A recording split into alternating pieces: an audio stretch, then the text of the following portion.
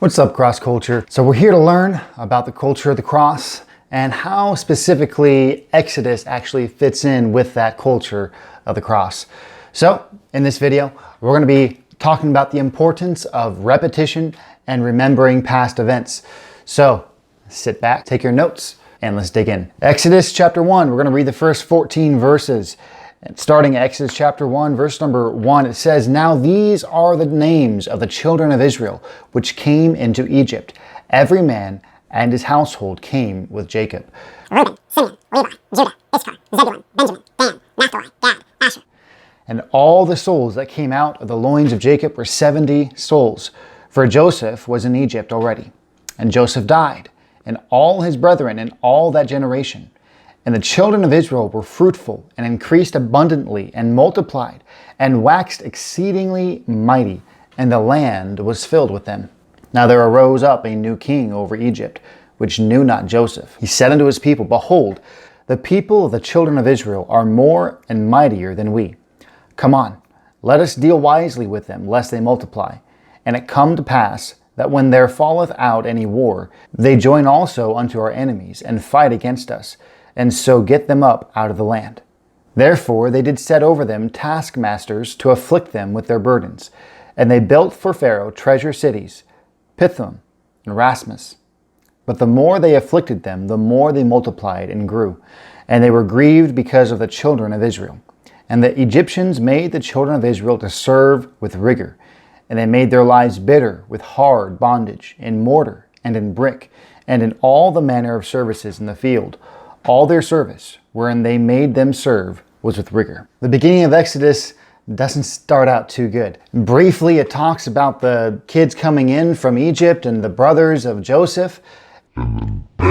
New king forgets about Joseph. Fear sets in. Jealousy, hard labor forced on the Israelites. And that wasn't enough. You also had forced abortions and murdering of all the male babies. Things got real bad real quick. Now, all of these problems and these hardships should not come as a real surprise. It was actually prophesied back in Genesis chapter 15, where Abraham actually has this nightmare of a vision from God and tells him exactly that his nation, his descendants are going to have a hard time. They're going to be strangers in a foreign land. They're going to be basically put into slavery. Genesis chapter 15, verse number 12 and 13 says, "And when the sun was going down, a deep sleep fell upon Abram.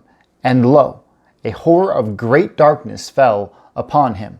And he said unto Abram, Know of a surety that thy seed shall be a stranger in a land that is not theirs, and shall serve them, and they shall afflict them 400 years. So we know it was prophesied back in Genesis, but what specific event actually led up to this these horrific details that start to unfold upon the nation of Israel? And if you look at the scriptures, and a word, forgetfulness. Forgetfulness was the catalyst that brought all of these terrible things to happen to the nation of Israel. If you look in verse number 8 of chapter 1, it says, "Now there arose up a new king in Egypt, which knew not Joseph." If you remember how we ended Genesis and even the first couple of verses of Exodus, they talk about Joseph. And if you remember, Joseph literally just saved the entire nation of Israel from death, from famine, and the surrounding countries from death and from famine. So Joseph was this hero. He was this man to be revered and to be remembered. And yet this new king forgot who Joseph was. Instead of remembering him and honoring his name, which if he would have done, there's a good possibility that the nation of Israel wouldn't be going through all of these difficulties. But because he forgot who Joseph was, and he forgot the favor that God showed on the nation of Egypt through Joseph, you have all these issues. And this is what we need to think about from Exodus. When you neglect stories, history, and blessings that have happened to you in your life, it's very easy to quickly become ungrateful for all that has happened to you, for all the favor that God has given to you. Repeat, repeat, repeat. We must be on repeat of what God has done in our life, lest we fall into the same kind of issues and the same kind of bitterness and jealousy that the king of Egypt fell into. He didn't remember all the stuff that Joseph did. He didn't remember all the blessings that has happened to the nation of Israel through Joseph.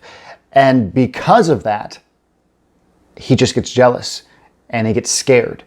And then he starts to put the hammer down on the nation of Israel. If we fall into the same kind of forgetfulness as this king in Egypt did, we can start to blame God and get mad at God in our dry seasons in life instead of remembering all that God has done for us. So here's some questions I want you to contemplate. Some of them just answer to yourself.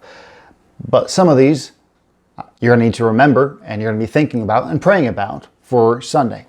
First off, when was the last time that you thanked God for what he's done for you? Like, when was the last time you actually sat down or knelt down and you praised God for all that he's done for you? Second question, what are some ways that you can remember what God has done for you? Once you answer that question, answer this one also. How do you implement that thankfulness when you're actually bitter against God? Two different questions, because it's easy to be thankful when you're actually thankful.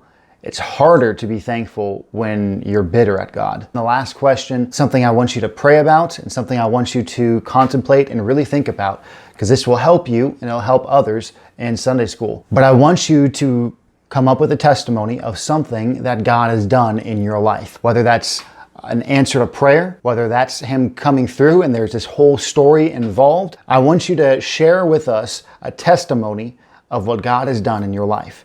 Not everybody's going to share, but I want you to have a testimony just in case I do call on you. So be prepared for that. If you would help me out in the comments section, I want you to drop a title of maybe the testimony that you're about to share. In the comment section, I want you to put down the ways you remember what God has done for you. Maybe I'll pick up something new. Maybe we can share something new with the class. If you have questions, go ahead and put them in the comment section as well. Remember to like and to share this video, subscribe, that way you don't miss out on the next upcoming videos. Love you guys. I'll see you Sunday.